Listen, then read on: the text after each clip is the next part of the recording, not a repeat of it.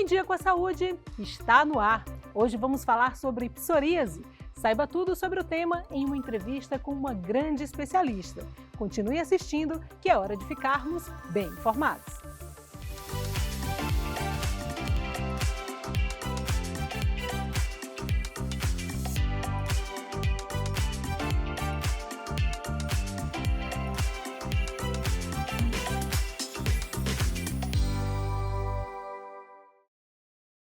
"125 milhões de pessoas no mundo sofrem com os sintomas da psoríase. No Brasil, são aproximadamente 5 milhões. A doença vai muito além de um incômodo estético. E para saber mais detalhes sobre esse assunto, eu converso agora com a dermatologista Naira Lima. Seja muito bem-vinda ao Em Dia com a Saúde. Obrigada pelo convite.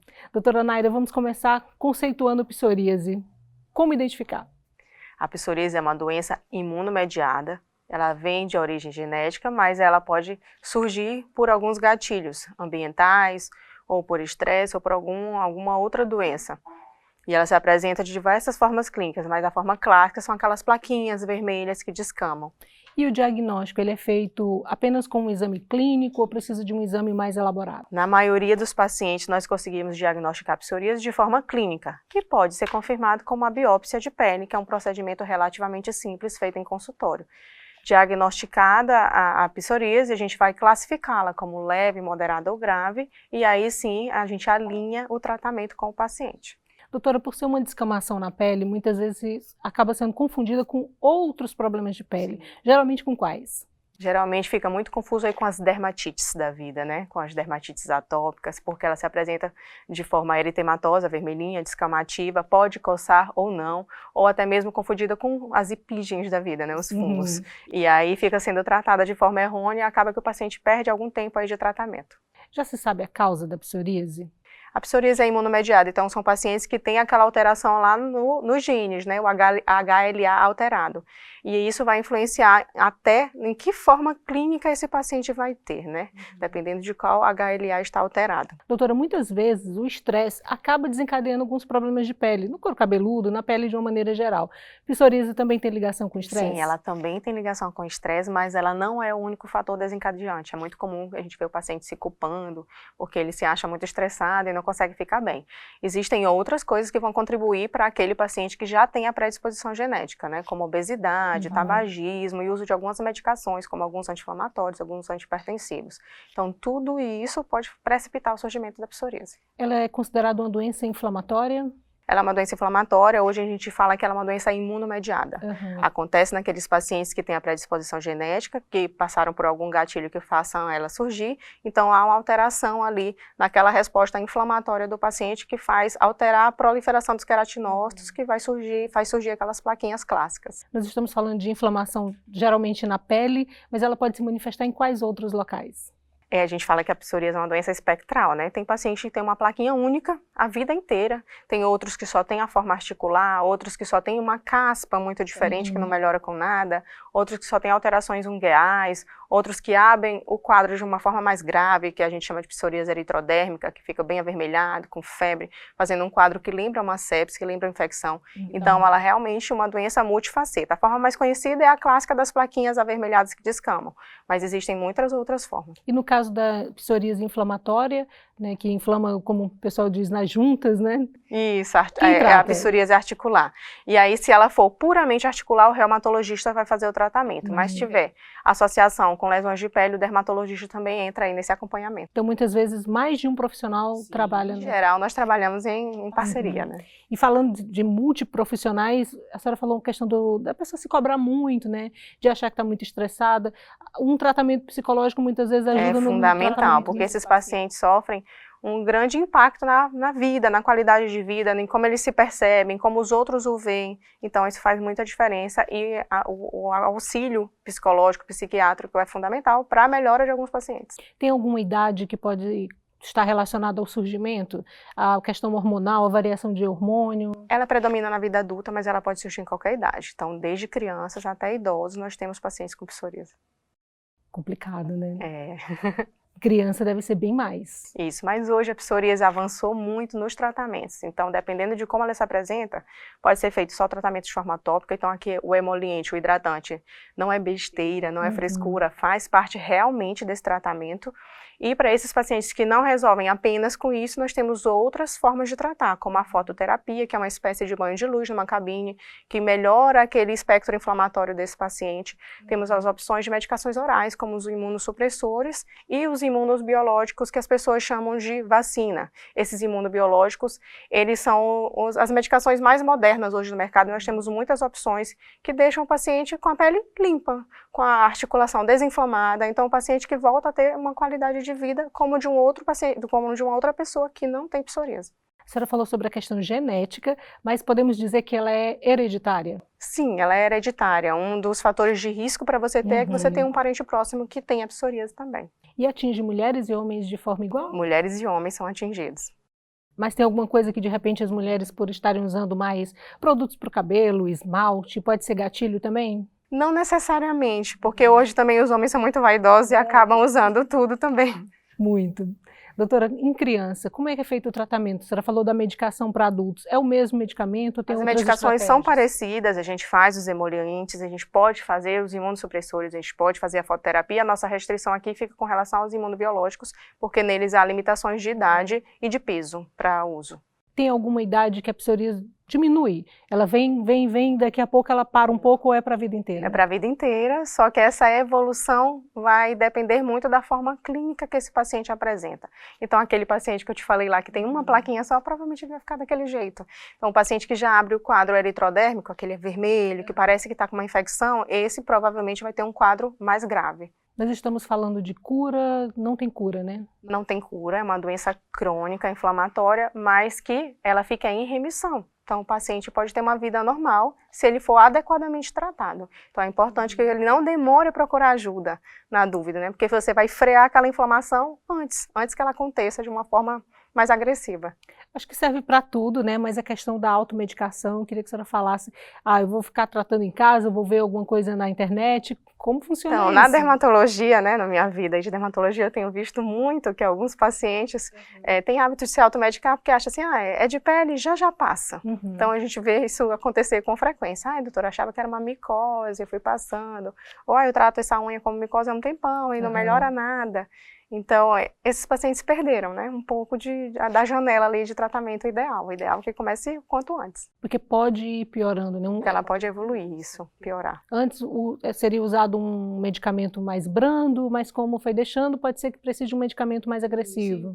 Em especial quando a gente fala em articulação, né? Tempo é articulação. Então, se você deixa aquela articulação inflamada muito mais tempo, ela vai piorar mais, provavelmente você vai ter algum grau de deformidade, então isso vai impactar mesmo na resposta do paciente. É uma doença que vai muito além do estético, né? Muito além do estético, apesar do estético impactar muito também, né, na qualidade de vida, na autoestima desse paciente, é uma coisa muito importante também a ser trabalhada. Doutora, nós falamos de alimentação, falamos de sono, né? Muitas coisas precisam ser reorganizadas na vida desse paciente. A prática de atividade física também? É fundamental. A gente sempre reforça com o paciente que tem psoríase que ele tem que se manter magro, sempre se manter magro. A obesidade é uma doença inflamatória, então vai piorar ali o contexto da psoríase, que também é uma doença inflamatória. Então esse paciente pode e deve fazer exercício físico, né? E tem aliado a isso hábitos de vida saudáveis, né? Comer bem, dormir, evitar fumar, evitar beber em excesso. E o exercício físico deve ser mantido. A exceção de quando esse paciente está em crise, que ele não consegue colocar roupa de academia, ou não tolera o suor, mas isso são situações de exceção. Pontuais, né? Via de regra, ele deve fazer exercício de forma regular e rotineira. Tem algum exercício que é mais recomendado, por exemplo, a natação? Não, ele pode ficar à vontade para fazer o que ele se identifica mais. Inclusive, é isso que eu falo para o paciente. Tente achar alguma coisa que você goste de fazer. E, se possível, que no meio desses tem um exercício aeróbico, né? Que ajuda a manter um pouquinho mais magro. Doutora, por ser uma doença inflamatória, a hidroginástica é uma alternativa ou ela é melhor do que a musculação? É uma alternativa, não necessariamente melhor. O que eu sempre reforço com o paciente é encontre um exercício que você sinta prazer em fazer, porque você vai precisar fazer de forma rotineira. Desde que se sinta bem. Exatamente. Muita coisa interessante nesse primeiro bloco. Vamos falar no segundo bloco um pouquinho mais sobre tratamento. Não saia daí. É um rápido intervalo.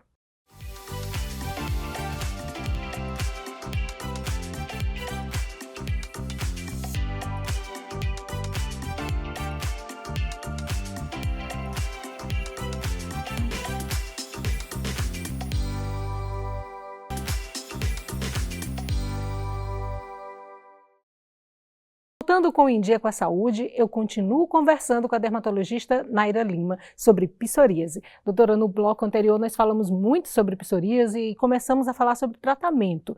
Queria retomar esse assunto. Começa como? Vai primeiro para uma consulta com a dermatologista e depois qual é o encaminhamento? Pronto. A psoríase é uma doença espectral, né?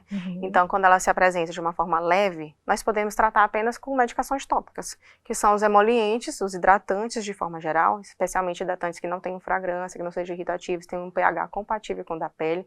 Por isso a importância de consultar o dermatologista. Não é qualquer hidratante, não é aquele hidratante perfumado. E alguns pacientes têm uma placa um pouco mais espessa, a gente pode lançar mão de outras medicações para que ela fique mais fininha, fique com uma textura mais agradável. Alguns pacientes têm prurido, têm a coceira, né? Então a gente tem que lançar mão às vezes de um corticoide tópico ou de um anti-histamínico oral. Então tudo isso tem que ser avaliado realmente em consulta. Para esses que não resolvem, ou uma psoríase leve, que não respondeu ao tratamento tópico, ou um que já se apresenta de uma forma mais grave, a gente tem que tratar com medicação oral. E aí temos aí muitos imunossupressores e muitos imunobiológicos, que são hoje o pulo do gato aí no tratamento. E nós estamos falando em quanto tempo de tratamento? Em um mês Esse já tratamento melhora? é crônico, né? Então, dependendo da apresentação clínica desse paciente, ele pode ter essa resposta mais precoce, em um mês, mas habitualmente demora um pouco mais.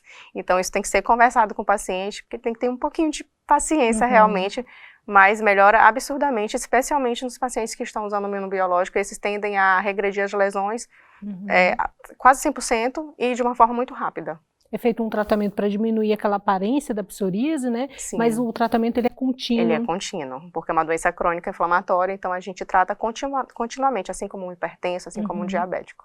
Passar um hidratante é mais fácil, mas mudar a alimentação, fazer atividade física é mais difícil. Mas precisa, né? Precisa. A gente tem que reforçar com o paciente a importância aí de um estilo de vida saudável. Esse paciente tem que se manter magro.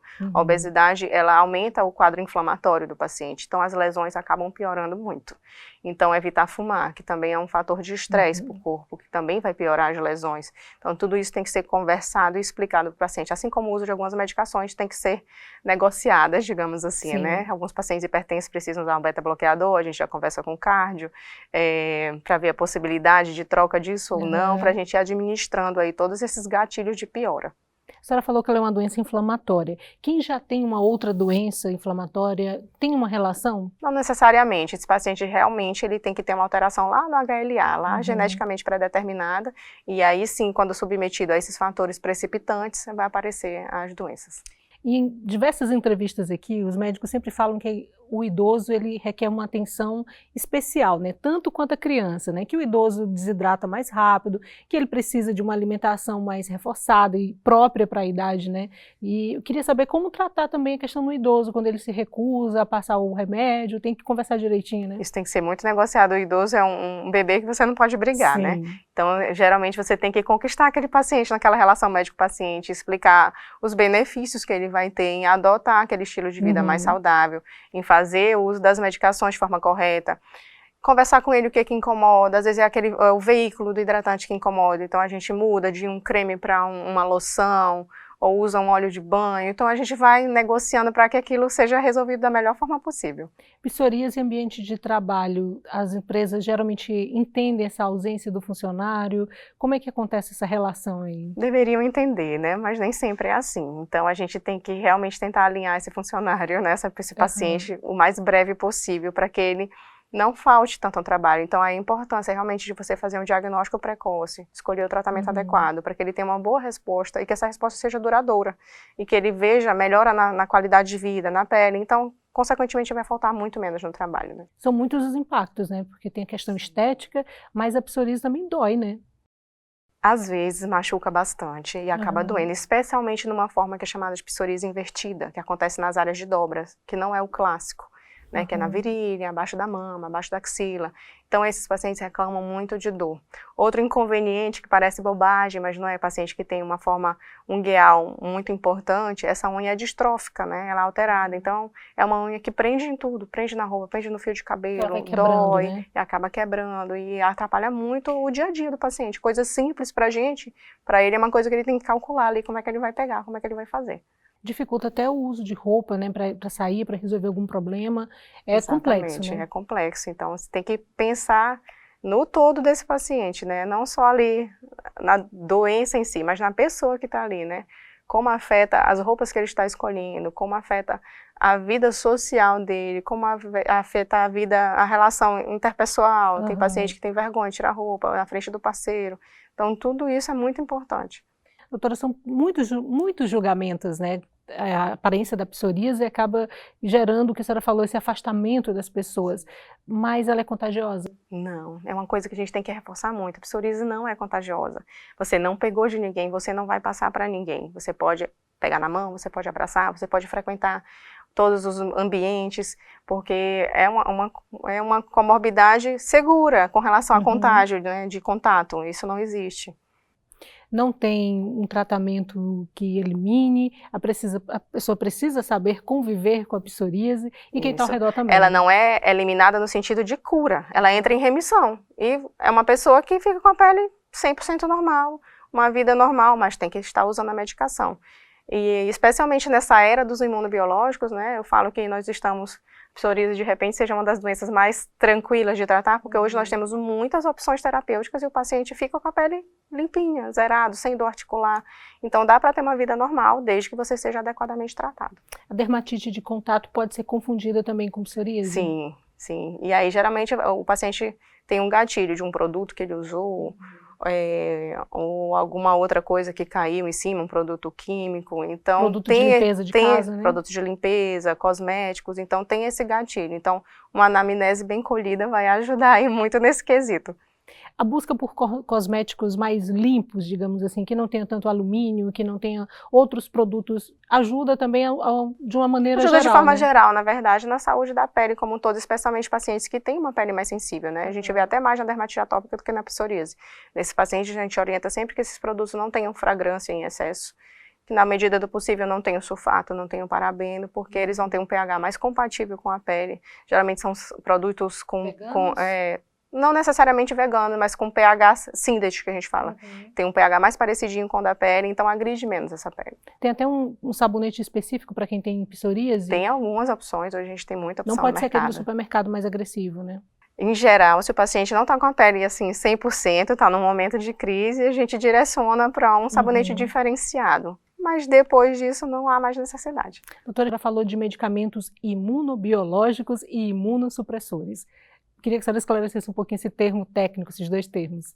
Os imunossupressores são medicações que vão atuar ali naquele sistema imunológico, de certa forma baixando a imunidade, por isso que não é dado para todo mundo, é dado só para aquele paciente que não respondeu àquela primeira linha de tratamento com tópicos ou medicações orais mais corriqueiras, digamos assim, e eles vão modificar a história de doença. E os imunobiológicos é o que há hoje, top de linha de medicações, são medicações de alto custo, que são conseguidas via Estado ou via convênios, que vão atuar diretamente, ou tem a primeira linha, tem os primeiros imunobiológicos, que são os anti-TNFs, ou os mais modernos, que são os anti-interleucinas. E aí nós vamos para uma série de anti-interleucinas, anti-interleucina 12, 23, 17, e eles vão atuar num ponto específico ali da cascata inflamatória, por isso eles tendem a ser melhores. O paciente consegue responder mais rápido, consegue ficar com a pele limpinha de forma mais duradoura, mais rápida, até mesmo a gente vê nos pacientes que por um motivo ou outro acabam suspendendo a infusão da medicação e ainda assim conseguem manter uma resposta duradoura ali do tratamento.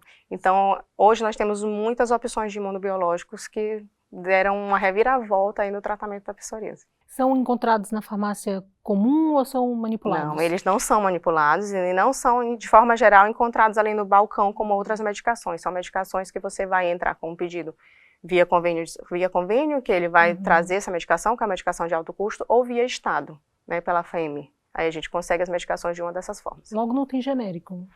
Tem alguns genéricos, algumas só que fornecidos dessa mesma forma. Alternativa, o tipo genérico ou biosimilar? Alguns desses imunobiológicos já apresentam biosimilares, mas são adquiridos da mesma forma. Você não consegue ali no balcão da farmácia com a mesma facilidade que você consegue outras medicações que são mais comuns no dia a dia. Também vai ser solicitado via convênio ou via Estado. A necessidade desse medicamento mais caro é a regra, digamos assim, ou geralmente é a exceção? Não, é a exceção. A gente usa para aqueles pacientes que já apresentam uma forma de psoríase mais agressiva, ou uma forma de psoríase que não respondeu às linhas anteriores de tratamento. Agora, por esses dias, nesse mês, vai sair um consenso novo de psoríase, e isso tudo vai ser realinhado, e os imunobiológicos vão ser reposicionados aí nesse tratamento. Doutora, essa questão de estudo constante, né? Os congressos, eles estão atualizando essa visão, né? E é importante também o profissional estar atualizado, né? Por isso que é importante também que as pessoas estejam seguindo os médicos, né? Vejam quais são os congressos que eles estão participando, justamente para que eles percebam, meu médico, minha médica está se atualizando, né? Sempre médico não para de estudar, né? A gente sempre comenta isso. Então, é uma maravilha. Eu fico muito feliz de ver toda essa evolução aí, dessas possibilidades terapêuticas da psoríase. A gente sempre brinca que na dermatologia, psoríase é uma das doenças que nos possibilita uma oferta muito maior de tratamento e de melhoria para aquele paciente. Os medicamentos, para alguns casos, né, serem bastante elevados o preço, né, bastante elevado o preço, mas não é também para se desesperar. Aconteceu de surgir uma manchinha ou sentir algum incômodo, é melhor procurar ajuda do que deixar piorar, né? A primeira providência é ir no dermatologista, às vezes não é nada do que você está pensando, né? Então tem que fazer avaliação clínica, avaliar a possibilidade de biópsia ou não, se há necessidade disso ou não, para aí sim alinhar o plano terapêutico. Nada de médico do Google, né? Melhor procurar um profissional. Sim, no Google nunca é nada bom, né? Todo mundo está morrendo no Google.